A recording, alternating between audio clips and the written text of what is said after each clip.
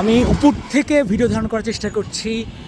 অনেক গাড়ি ছোড়াছুড়ি করছে কোন দিকে যাচ্ছে আসলে, এবং চারপাশেই একটা ভয়ার্ত পরিবেশ। সারা দিনই আজকে দিনভর বলতে পারি সংঘর্ষ হয়েছে আইনশৃঙ্খলা রক্ষাকারী বাহিনীর সঙ্গে। আন্দোলনকারী সংঘাত যারা তৈরি করতে চায় সরকারি ভাষ্য মতে তাদের সঙ্গে, এবং সরকারের যে বক্তব্য কিংবা সরকারি দায়িত্বশীল মন্ত্রীদের যে বক্তব্য সেটা হচ্ছে আন্দোলনকারী যারা বৈষম্য বিরোধী আন্দোলনকারী ছাত্রছাত্রী তাদের সঙ্গে যুক্ত হয়েছে জামাত, শিবির, বিএনপি কিংবা সন্ত্রাসীরা, এবং তারা মূলত এই আক্রমণটা করছে মিরপুর 10-এ। এই মুহূর্তে দেখছেন লেলিহান শিখা নয়, ধোঁয়া উঠছে আন্দোলনকারীদের সাথে কিংবা যারা সংঘাত তৈরি করতে চায় তাদের সাথে আইনশৃঙ্খলা রক্ষাকারী বাহিনীর মুখোমুখি বা পাল্টাপাল্টি সংঘর্ষ। এবং আইনশৃঙ্খলা রক্ষাকারী বাহিনী সেক্ষেত্রে পরিস্থিতি নিয়ন্ত্রণে আনার জন্য তারা grenade, sound grenade, tear shell, ছড়রাগুলি, বুলেট, রাবার বুলেট নিক্ষেপ করছে, এবং পরিস্থিতি তীব্রতর হচ্ছে। পুরো দেশেই আসলে পরিস্থিতি একদিক থেকে আরেক দিকে যাচ্ছে, বাট সরকার যথাসম্ভব চেষ্টা করছে এই মুহূর্তে এসে। এবং অনেকেই বলছেন এই পরিস্থিতি সৃষ্টি হতো না যদি না কোটা বা বৈষম্য বিরোধী যারা আন্দোলন করেছেন তাদের কথা যদি সরকার মেনে নিত তাহলে অনেক আগেই হয়তো এই সমস্যার সমাধান হয়ে যেত। এবং দেখতে পাচ্ছেন এই লিলিহান শিখাটা সন্ধ্যা পরে আসলে অবস্থা আজকে দেখানোর চেষ্টা হচ্ছে। এবং বন্ধু বা দর্শক যারা দেখছেন তাদেরকে বলছি, আপনারা দেখছেন এই মুহূর্তে মিরপুর 10 থেকে 19 জুলাই সন্ধ্যা 7:03 এই ভিডিওটি আমি রেকর্ড করছি। তীব্র বাতাসও রয়েছে, যে কারণে এই ধোঁয়াটা চারিদিকে আসলে বিস্তৃত হচ্ছে, চারদিকে আসলে ছড়িয়ে পড়ছে।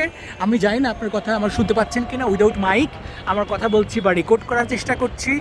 এই মুহূর্তে আমি মিরপুর 10-এর এই ঘটনাটা আমি ভিডিও ধারণ করছি। কিছুক্ষণ আগে আমি মিরপুর 1-এ ছিলাম, সেখানেও দেখতে পেলাম জনতার ঢল। মানুষ দেখছে আসলে কি হচ্ছে আমাদের এই বাংলাদেশে, প্রাণের বাংলাদেশে, সোনার বাংলাদেশে এগুলো কি হচ্ছে। আমরা কেউ সংঘাত চাই না, আমরা শান্তিপ্রিয় মানুষ, শান্তি চাই, দ্রুত এটার সমাধান হোক, এটার বিস্তৃতি যেন না ঘটে, এটা যেন আর বাড়তে না পারে। যেভাবেই হোক সুন্দর সলিউশন হোক, আর কোনো রক্তপাত না হোক, আর কোনো প্রাণহানি না হোক। আমরা চাই সুন্দর বাংলাদেশে একটা সুস্থ সুন্দর সমাধান। দেখছেন এই মুহূর্তে মিরপুর 10-এর ঘটনাটি, যেটি আমি রেকর্ড করার চেষ্টা করছি মিরপুর 7 থেকে।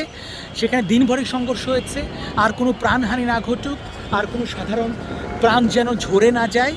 এটা স্বাধীনতার পরে আমি জানি না, তবে আমার ইতিহাস বলে, পড়ালেখা বলে, এরকম রক্তক্ষয়ী সংঘর্ষ কিংবা প্রাণহানির ঘটনা খুব কম ঘটেছে। এবার যা ঘটলো 2024 সালে 15, 16, 17, 18, 19 এই কয়েকদিনে।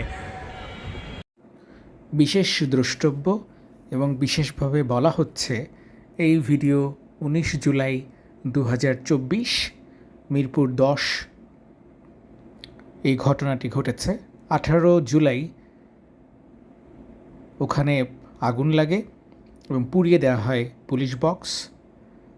মিরপুর 10 গোল চত্বরের ফুট ওভারব্রিজ এবং মেট্রো স্টেশনে ব্যাপক ভাঙচুর করা হয়।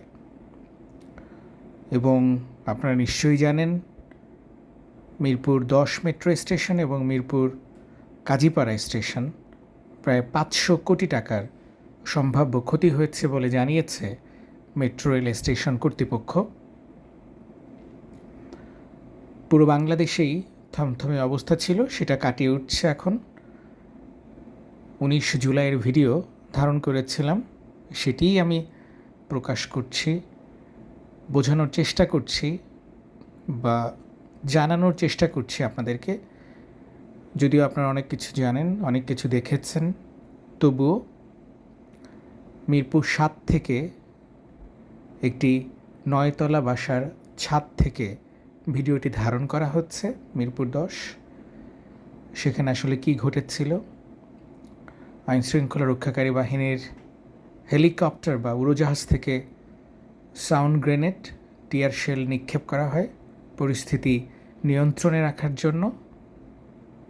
এবং এই ধোঁয়া এবং চারপাশে থমথমে পরিবেশ বজায় ছিল। ঠিক 25 তারিখ বা 26 তারিখে এসে বলছি অনেকটাই কাটিয়ে উঠেছে বাংলাদেশ, স্বাভাবিক হতে শুরু করেছে সব কিছু। মাঝখান দিয়ে অসংখ্য প্রাণ গেল, অগণিত প্রাণ গেছে। প্রথম আলোর তথ্য অনুযায়ী 203 জন প্রাণ হারিয়েছেন, শিক্ষার্থী, সাধারণ মানুষ, শ্রমজীবী মানুষ, পুলিশ। অনেককে আমরা আহত হতে দেখেছি, তারা হাসপাতালে চিকিৎসাধীন, অনেকে গুরুতর আহত, অনেকের চোখের সমস্যায় ভুগছেন, অনেক নিরীহ প্রাণ হারিয়েছি আমরা। এবং এটা কোনোভাবেই কাম্য নয়, কোনোভাবেই না। আমরা আশা করি, আমরা প্রত্যাশা করি সবাই মিলেই এই দেশটা এগিয়ে নিয়ে যাওয়া উচিত, এগিয়ে নিয়ে যেতে হবে। কোটা বিরোধী সংস্কার যারা চেয়েছেন, বৈষম্য বিরোধী ছাত্ররা, তাদের দাবি তাদেরকে যেন হেনস্থা না করা হয়। ইন্টারনেটের অবাধ বিচরণ, একইভাবে ক্যাম্পাস খুলে দেয়া, ক্যাম্পাস থেকে পুলিশ বা আইনশৃঙ্খলা রক্ষাকারী বাহিনীর অপসারণ, সেটা অবশ্যই আমরা দেখতে চাই।